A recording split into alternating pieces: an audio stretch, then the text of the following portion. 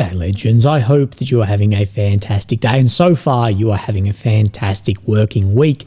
Now legends, of course, as always, we do have a lot to go over, but I'm hoping that this video is shorter than usual. There's just a little bit less today for me to report on, but that won't stop us. Legends, of course, we're going to talk about air attacks, both Russia into Ukraine, Ukraine into Russia, and talk about some of the industry there too. As we have seen, Russia's continued successive air campaign following the bombing of those Tu aircraft is continuing and increasing in scale as well. This is just as we predicted, but we'll talk about more of that. As we know, there are missiles and drones falling as we speak, and I'll update you on that tomorrow. The main part of this video, I guess, is going to be this rhetoric about Russia's next target is offensive war into NATO. And we need to look at this rhetoric 180 that all of these politicians have done from, and the media absolutely pushing this, that Russia was strategically, tactically, completely defeated back in 2022-23. So now, if we don't stand up and if we don't pour in billions, tens, hundreds of billions of dollars into our own defenses, well, Russia will be looking to come across that border. So we need to go a little bit of a step further in what does this actually mean? Because you can't just take this surface level. Now, tactically on the maps, the largest bit of news today is that Russian forces have, by geolocation this time, entered Dnipropetrovsk Oblast. So we will look at that. We'll look at that footage. I'll show you the maps. I'll compare the maps, and I'll show you some geolocations as well. Now, yesterday's video, we did say another large air attack was going on, and I gave you some rough numbers on how many missiles were fired and said, look, I'll try and get you some of how many drones, particularly Garand drones, are being fired from Russia into Ukraine. And we have some numbers on this here. So by Ukraine's own figures, they are claiming that there was 479 Garand and decoy drones fired overnight, with 460 of these claimed to be either shot down or intercepted with electronic warfare, which is 96%. Now, you know how I feel about any numbers in this, because there was also a claim of a lot or all of the ballistic and cruise missiles as well, but we're getting a lot of footage of hits from Garands and missiles and everything. And as we're speaking, it's currently midday in Australia, but this is Kyiv at the moment after multiple both missile and drone attacks again. And this is what we said, is we have been saying that the attritional nature of this war, it's all about constant, consistent pressure. And not only strategically, say, by the strikes, but tactically on the front line, politically, diplomatically, absolutely everywhere. And I think so many people just do not understand that, how politics, strategy, and tactics are all part of this orchestra of war. And no single part of that is going to be the deciding factor. But you need a healthy balance of all of this. Attritional war, I think, is the most simple part of war. Like, it's most simple type of war, but I think it is one of the most misunderstood also. And these successive simultaneous attacks, which you'll hear those words come out of my mouth all the time about this style of war, this puts massive pressure on Ukraine's air defense systems. Of course, it adds pressure to Russia's bombers, their logistics, and their industry as well. And it'll be interesting to see how long Russia can actually maintain this increased strike campaign. What I think will happen is, let's just say we're at a steady strike campaign of what they can manage, and then we'll see it increase for a while and then taper off. But it is putting a lot of strain on air defense, because air defense will not be replaced as quickly or reloaded as quickly as we're seeing these attacks come in. So the longer that Russia can maintain this night after night after night, the more results that these strategic attacks will then be having. And the constant air raid sirens as well, they absolutely have a massive psychological toll. And as I've said, the more that air defense starts coming down, the longer this goes on, you'll end up having cheaper, more numerous systems be able to backfill the role of more expensive systems that are far less, as far as you'll get Garans being able to hit targets that ballistics may have only been able to hit. And the drones is becoming more and more of an issue, just even by numbers, but it's also technology as well. So this is from the Voice of Ukraine. Ukrainian intelligence estimates that Russia produces roughly 2,700 Shahed or Garan drones and about 2,500 decoys monthly. So we're talking at this 5,200 drones, and that is about 173 per day. Okay, these production figures represent a 5-fold increase compared with summer 24. How are those sanctions going? In August 24, Ukrainian sources told Forbes that Russia was producing approximately 500 drones monthly. Analysts at Defense Express assessed the number could have risen by 2,000 by December. So December to June, we've seen this more than double. But it isn't just the numbers that are increasing on these drones. No, these have become far more deadly and far more difficult to intercept. So we know that they are flying higher, they are flying faster, and they've got a larger warhead as well. They do have updated electronics. And what we know is, particularly by that altitude, that the Ukrainian mobile fire teams are having far less effect on them. They come in steeper due to a better fuselage, so you have a less time to actually intercept them. And those 20,000 missiles, which Ukraine was promised from the previous administration, that Zelensky said the Trump administration has moved them on to the Middle East. So again, this is all problems just en masse. Remember that quantity is a quality of its own, and in the attritional nature of war, I would put quantity well above quality. This is why I've spoken out numerous times against looking to give Ukraine weapons like Abrams that are really good as a headline versus, well, could we give Australia, for instance, the money on giving our tens of Abrams to Ukraine? Would that be better spent, have better battlefield effect if that money and resources was allocated to find T-Series tanks somewhere, buy them and send them in? And this is what I want to go over. So we're talking 5,200 a month by this, 173 per day. The figures that I have seen recently talked about is that Russia's aim is to reach 500 daily. Now, industry is not constant or linear, just like frontline attritional war isn't. But this is a much smaller jump than we have seen in the past 12 months of 5-fold, potentially 10-fold of that, depending on which numbers you want to go by.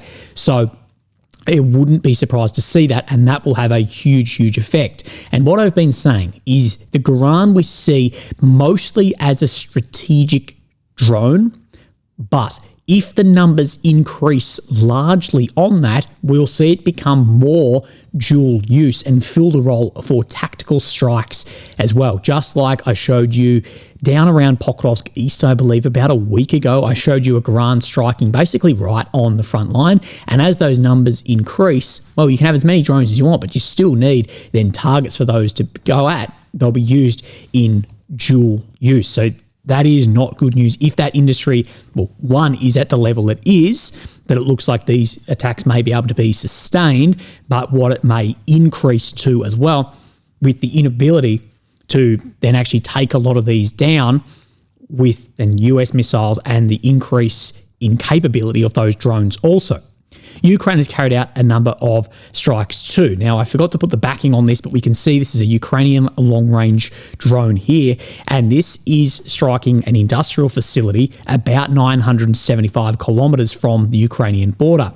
And this enterprise, they supply a lot of electronics to the Russian military from ground, air, and naval forces as well.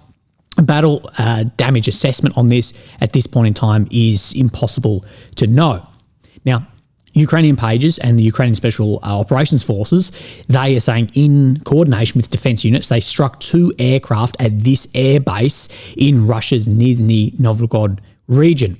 Now, what they're saying is there's damage to MiG-31 and Su-30 or 34, with reports being verified with then X's put on these. Fighter bomber, he has pushed back on this, and he said, as a result of today's UAV attacks on Russian Air Force airfields, not a single aircraft was lost or damaged. So at this point in time, again, visual evidence is really all we can go off, or self-confirmation, given the claims around airframes. So what I shared with you yesterday was some imagery in Kursk Oblast of Russian airfields, top-down satellite imagery of them building shelters for aircraft. And I said, look, at this point, it's not good enough image to know, is this a tin hangar?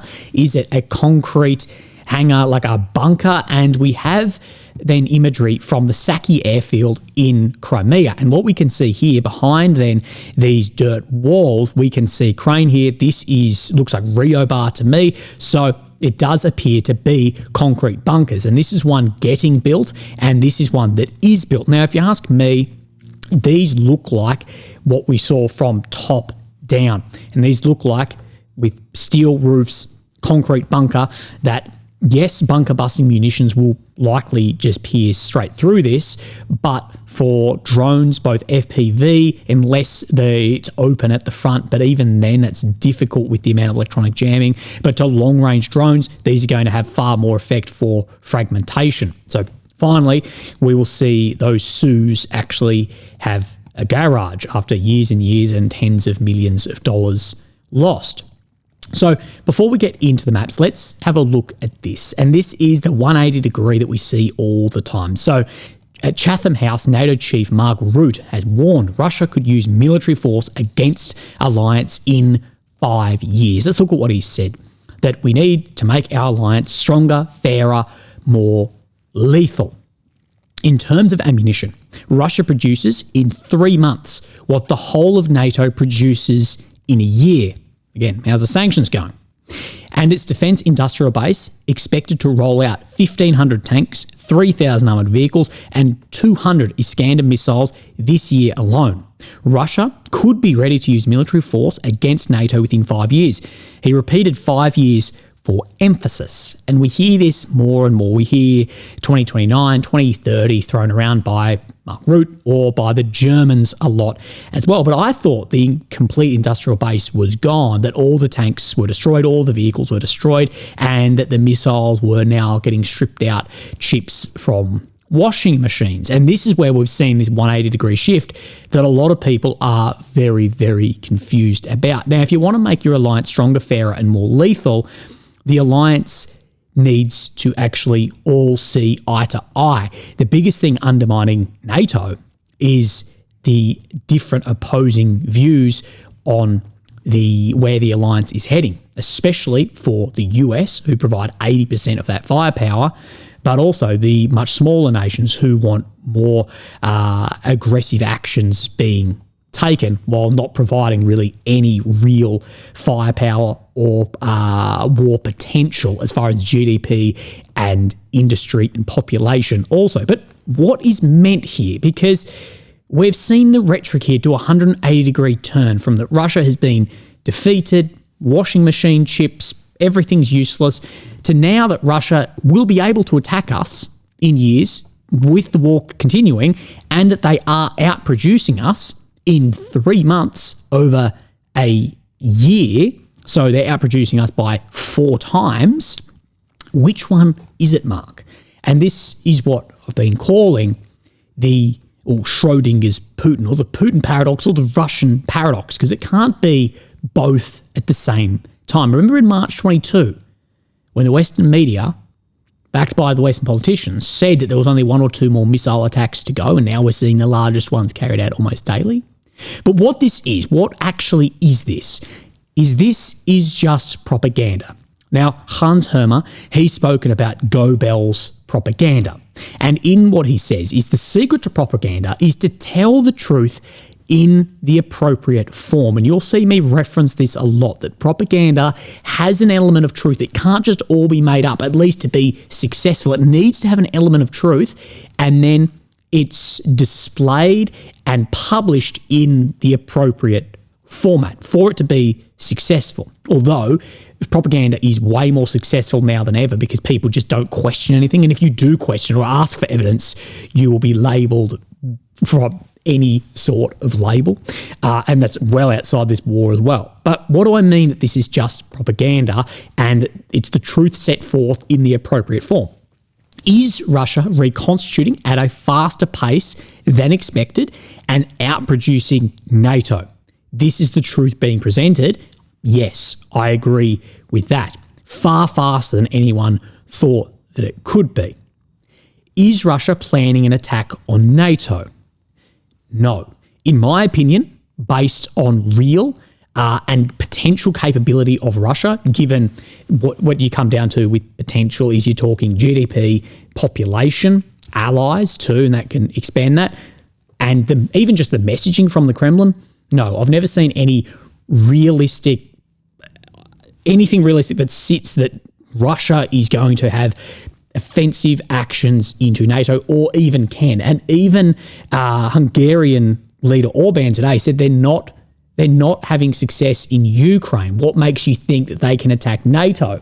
And this is where we get into why this is propaganda, because this is the use of this first truth set forth in the appropriate form by this second part here, that we, and when I say we, NATO, the West, must spend billions or trillions of dollars internally to then build up the forces and continue funding likely a losing war without looking for other settlements, even though it's likely the best time to do it. It's likely going to deteriorate further. It is the use of these to say that unless we spend these trillions, hundreds of billions of dollars minimum, that otherwise NATO is next and this is what's going to happen. And this is where this is a form of informational, I don't want to say informational warfare, but it's not just a benign statement as well. This is to then give a reason for these hundreds of billions of dollars of tax money to reconstitute the NATO militaries. And I think that makes sense. And what we see in this is something we spoke about yesterday, that NATO and EU+, so EU+, I'll have then countries like Australia in this. We have created a pseudo environment where Russia is about to imminently attack. And the pseudo environment, this is a term coined by Walter Lippmann in his book in 1922 called Public Opinion. You should give it a read. It's very interesting.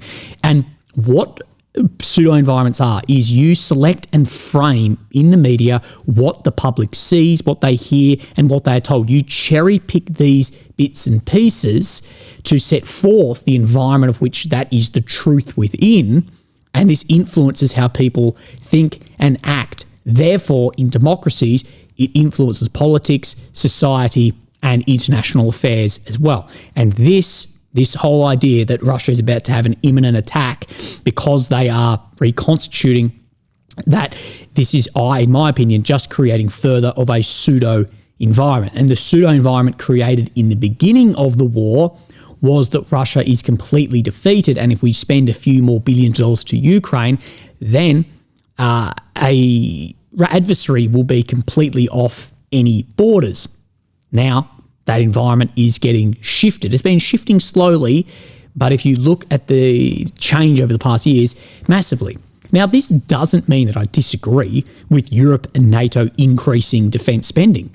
In my opinion, the countries as rich and as populous that lie within Europe, it is embarrassing the level that the commanders of those militaries and the politicians let this degrade to. I think there should be, and especially in Britain, France and Germany, there should be colonels, brigadiers, generals, a lot of these people on the fucking stand going, hang on, how did we not have any artillery? Like, how did this happen? You run the Defence Force for the last couple of decades. You tell us, yeah, fucking good to go, boys. And we're producing nothing, and our stocks are empty, and you pricks have all been taking massive salaries, not only high-ranking officers taking large salaries than the armed services, but then when they transition into private companies, making absolute bank. Well, hopefully they knew how short those reserves were maybe they didn't, and that concerns me more. And when I see some of these ex-officers posting on things like Twitter, I've brought up a lot of this, that concerns me a lot. But a lot of this, and the reason why this degraded to the point, was this idea that good always trumps evil. And a lot of this started getting developed, sort of early 20th century, and a lot will refer this to Wilsonianism and his utopian optimism of politics as well. The vision that ideas and moral diplomacy will triumph instead of power politics. The belief that doing what is right will lead to peace and justice and will ultimately triumph over evil. And you see this, especially in the European political circles, of this Russia could just turn around and the war would end. And I think this is a great example of this. It's trying to lean on what you think is ethic, moral, right, and then make policy off that. And what I'm saying is, well, in real power politics, this is subjective as well. So it's not going to have as much effect. And we've seen Europe's been far more interested in that rhetoric for the first 3 years and now is shifting tone to what we see Mr. Root talking about here. And many argue that this utopian, optimistic, morals-driven policy is naive, and that ultimately power, countries' interests or state interests and hard realities, they will override moral intentions. And plenty of times we have foregone our moral problems with things to side with the state to get more power. And I do agree that I think this is naive, this sort of thinking, although there is plenty of evidence of it. But again, we always end up coming back to real power as well. But my biggest point in this is that what is right, what is moral, this is subjective. It is subjective to the state, the coalition, the culture, to religion. And when you try and lean on this outside of your small bubble, and remember that the West, yes, it is the most influential and the richest, but as far as human population, it is the exception, not the rule. When you try and export that what you see as right, that is subjective, and that Putin believes he is just as right as Macron or Merz believes Ukraine is just as right as well. And what I say is, if your policy is then based on that, I don't think you're going to have much success.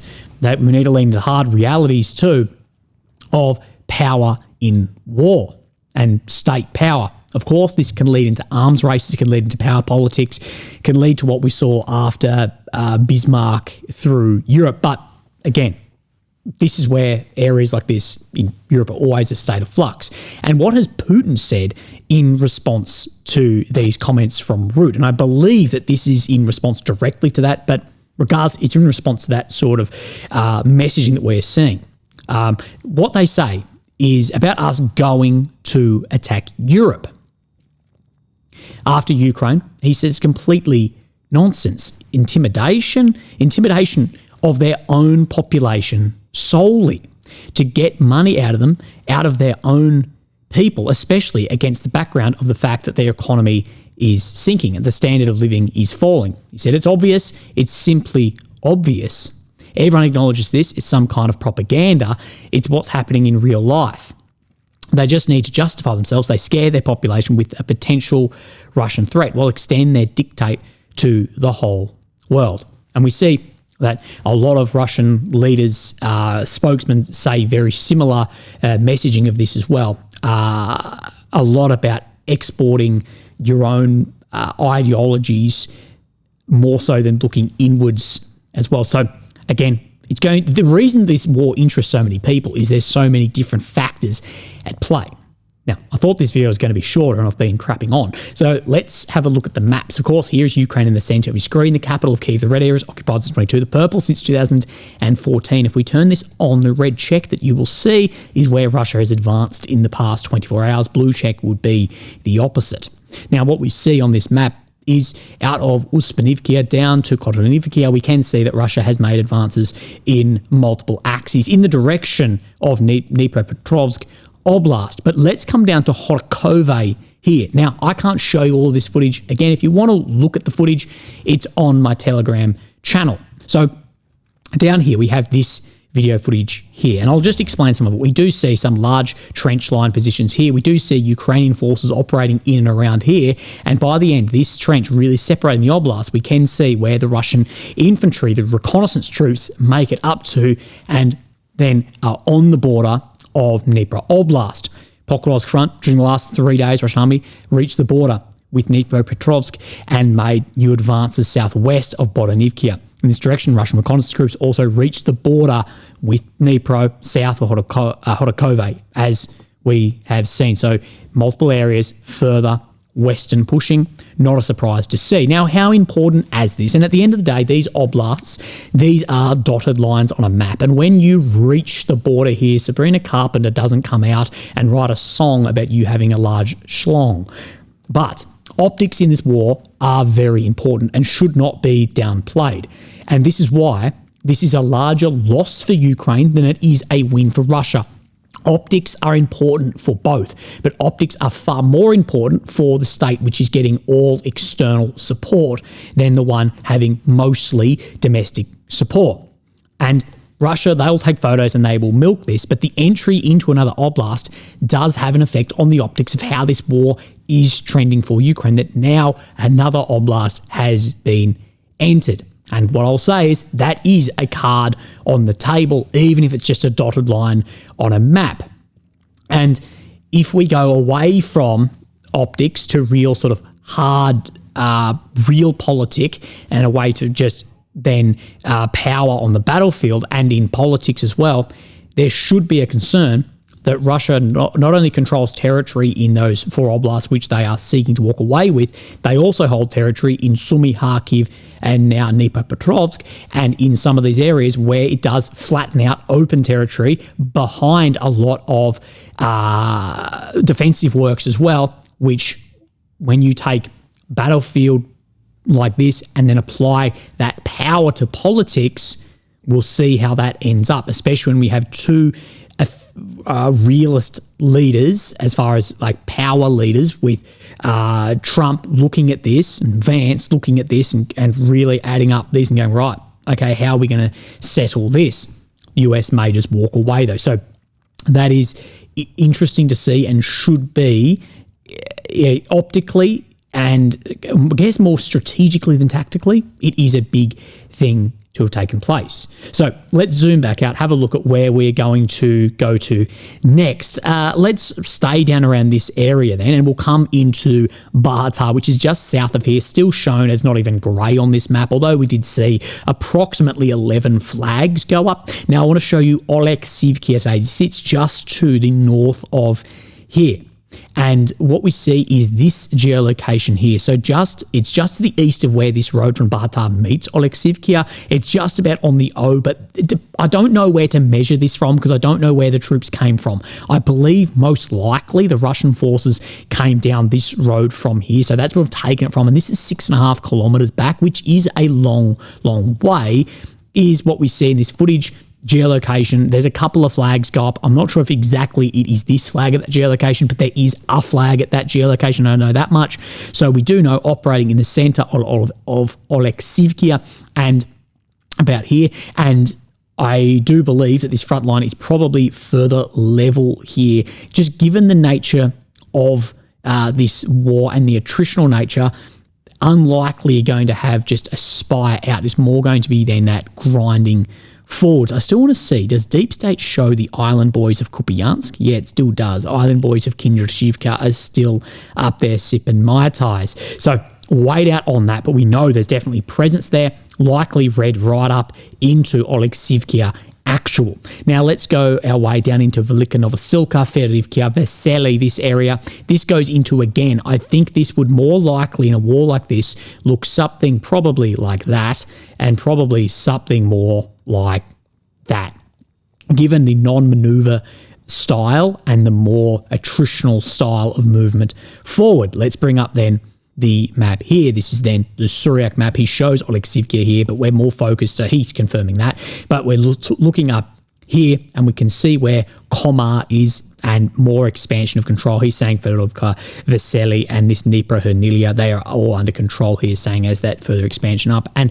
I'm not saying which one of these is correct, but if you asked me, given the nature of that war, as I said, of that grinding forward, I'd more lean that it's going to look more like this. Because if you have actions like this and like, let's, for instance, say like this, and are able to hold it. The problem is, because this one was 7 kilometres, this one's 6.5 kilometres, there could be that indicating manoeuvres re-entering the battlefield, and that is a larger problem than anything. If you see manoeuvre re-enter the battlefield, that tells you more about the attrition rate of the other side than about the manoeuvre of the side moving. Does that make sense? So let's move our way up, and then we'll come into Chassivia before we talk about Toretsk. Now look at Stopochki right here, moving up to Konstantinivka, and I have this geolocation. I think the flag's right in the beginning of this.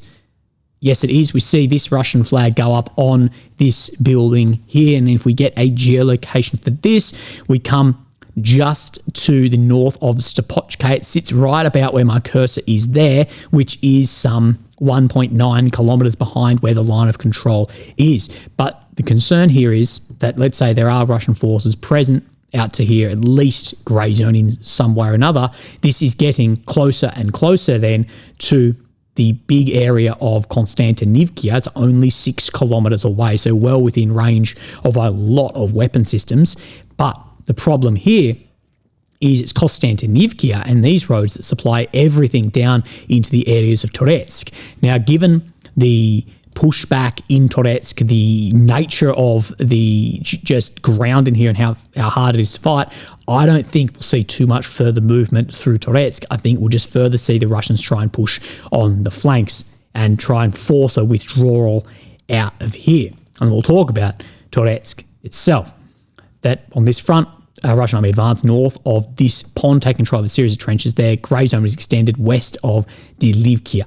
So out in, I believe it's this direction right here, is that right? Yeah, so just out in here, as well as around Dnipropetrovsk. Then, of course, there's 2 Dnipropetrovsks, but he's talking about this one here. So a lot of minor movements today and some geolocated major movements as well. Again, these areas in here where you're having gains of multiple kilometres a week is very concerning. No further updates on this map around Tietkino or around Sumy. Couldn't find any from any of the typical mappers, so keep an eye out. I'll update that as soon as I can also. Legends, I hope that you have a fantastic day. Just double check. Yes, we went over everything. Have a fantastic day, a fantastic middle of your week, and I'll speak to you tomorrow. Thank you. Bye-bye.